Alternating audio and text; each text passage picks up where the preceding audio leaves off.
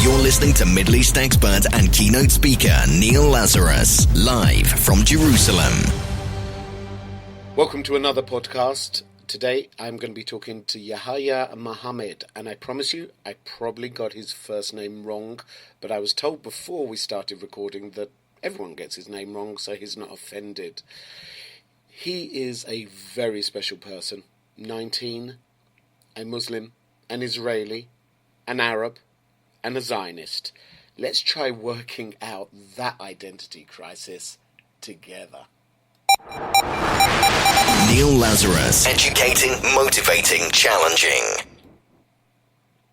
Hey, Neil. Hi, thank you for joining us. First of all, let me introduce you to our audience that maybe not be familiar with your background. You are Palestinian Israeli, 19 years old, and your Facebook post suddenly caused a major outcry. Can you tell us a little bit more about what happened? So, first of all, I personally I don't identify myself as Palestinian. I call myself Israeli Arab because I'm born and raised in Israel. And just a short look into the posting. I during the Protective Edge operation in 2014, I broke my silence, if you would say, and just heard about the 3 boys who were kidnapped by Hamas during that operation, and just wanted to show my solidarity and wanted to show that I'm against those acts.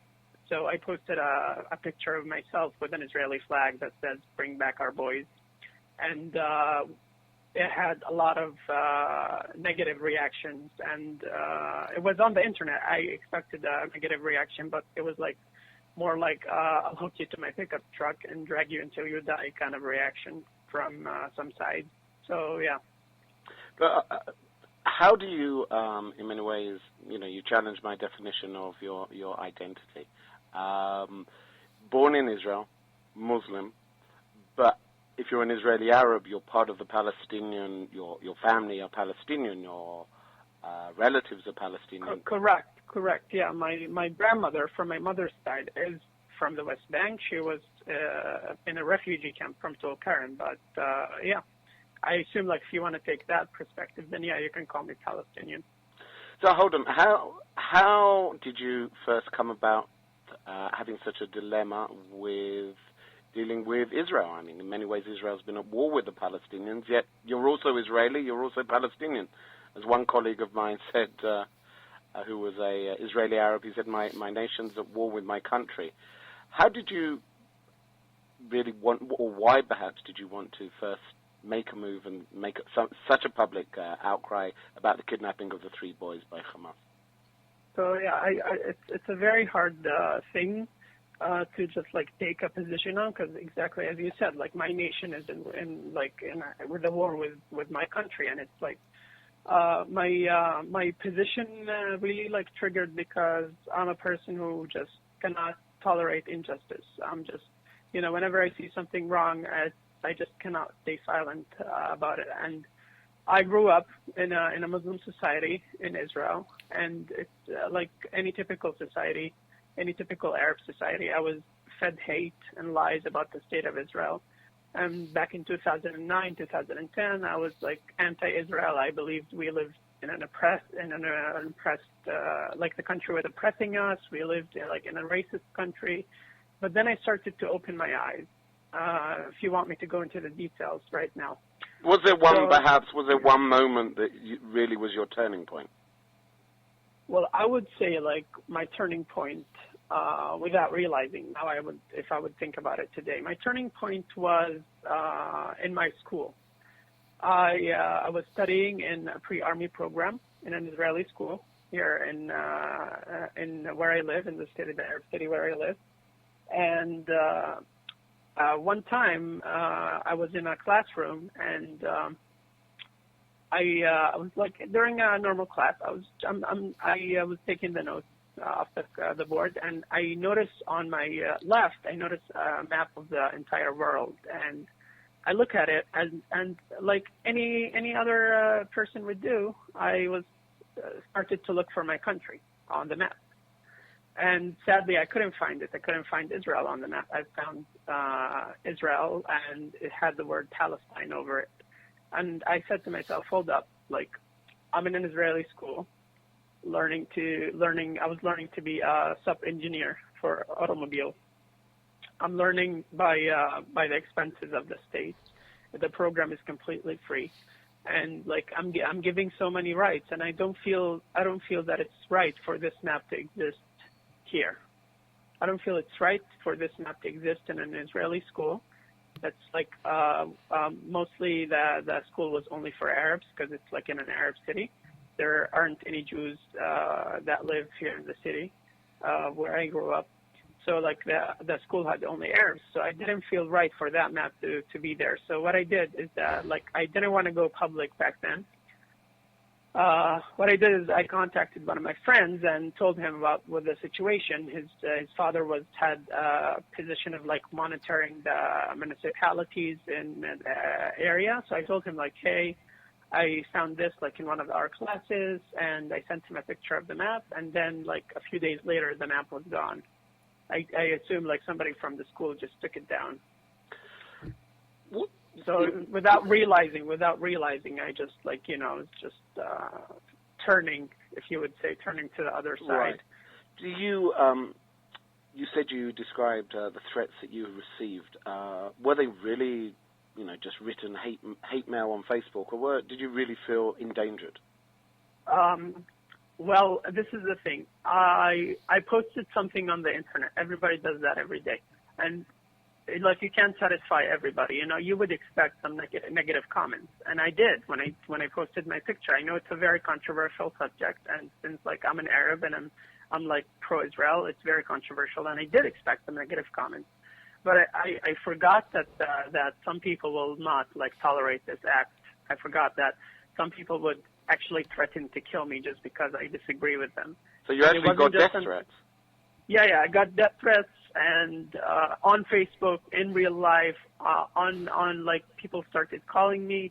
It was a very scary time, very hectic, very like I don't know, like I can't describe it because it was so emotional for me, because I remember asking myself one question that just like kept and like was like I was asking myself the same question, like what did I do wrong? What did I do wrong? I just took a picture with the flag of my country, opposing something that was horribly, horribly wrong. Kidnapping of 3 boys who are not military age had nothing to do with the conflict. I did nothing wrong, although I'm being dragged into this horrible situation for a reason that I cannot understand. They attacked me, they attacked my family, they attacked everybody that's like close to me. How did your family respond to it?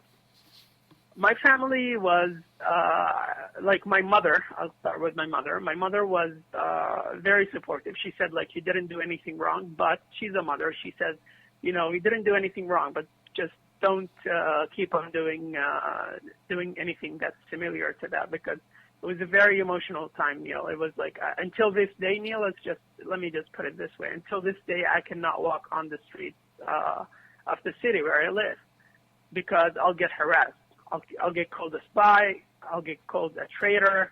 Like those horrible, horrible words. And people would confront me on the street and ask me, like, why would you do this? And just harassing me, like, they don't want to hear my point of view. They just want to like attack me for it. Would you say that the harassment you received and the hostility and the support of Hamas is indicative of Israeli Arab population generally?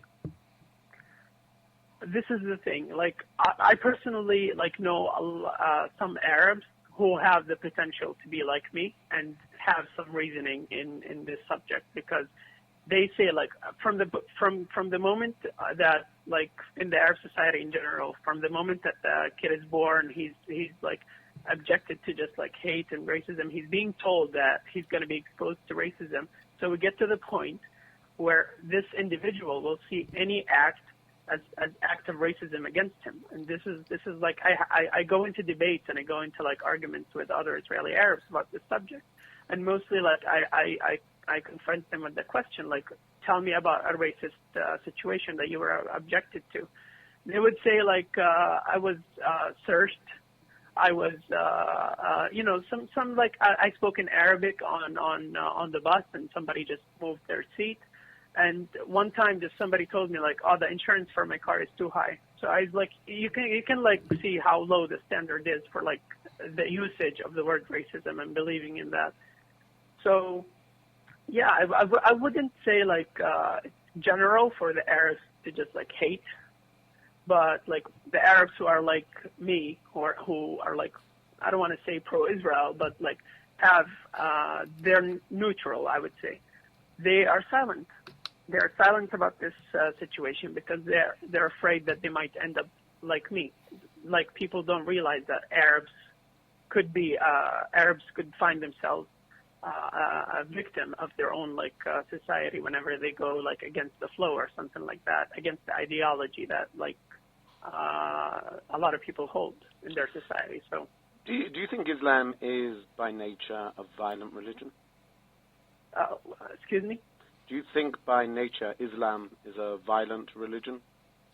By nature, it depends, to be honest. I don't really have a lot of experience in Islam. I wasn't like really like practicing Muslim, but it depends because I don't want to go into like specific details. But Islam has like two faces. As a Muslim, as like a Muslim who has like some experience in Islam, I would say like Islam had two faces. When the Prophet was in Mecca, whenever like Islam was a minority, the verses in the Quran were like very different from when the Prophet left to Medina.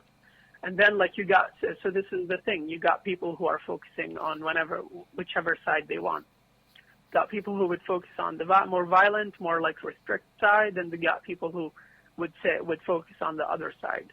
I really don't want to like I wouldn't say like it's violent or it's not. It's just depending on the person which side they want to like focus on. So you're 19. Yeah. You have got yourself into a somewhat awkward situation. Where do you see yourself in 10 years' time? Where do I see myself in the future? I would say like let me just go backwards for a bit. I was like working in Tel Aviv in a hotel, and now like I'm like working in advocacy. I'm advocating for Israel, and in the future, I really hope like some people would like listen, and we will be able to communicate with not only the Arabs here, but the Arabs in the neighboring country, and we will like have peace and like at least like some form of communication, a working relationship. And me in the future, I would say like I really like this field, and I really like want to continue in it. I really want to like keep on advocating and keep defending the Jewish state, because like in my opinion, like I see Israel as like the beacon of democracy and freedom of speech in the Middle East, and I think Israel not only holds like potential for the Jewish people. It's not only the Jewish homeland, but it also like holds potential for the entire region. Like we have freedom of speech, we have a democratic system. I believe that the neighboring Arab countries could learn from Israel and could use, like, we could share our technologies and like studies and all of that to improve not only Israel but to improve like the entire region. And that's why like I believe in this so much, and I put my life on the line for it because I really believe in it. Well, thank you very much for joining us on this podcast, and I'm sure all of our listeners will be fascinated. Thank you for having me. Thank you very much. Bye. You're listening to Middle East expert and keynote speaker Neil Lazarus, live from Jerusalem.